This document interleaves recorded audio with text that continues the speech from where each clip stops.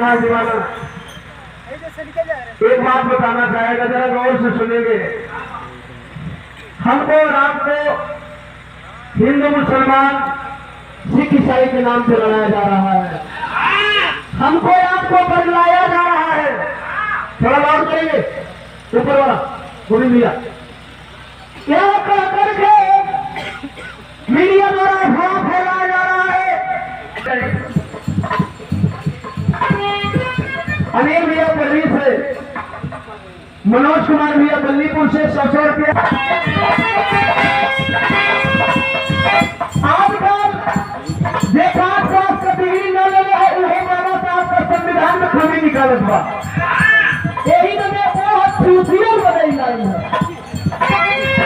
जो 5 मिनट है वो बाबा साहब का संविधान में खामी निकालत है। एक उल्लंघन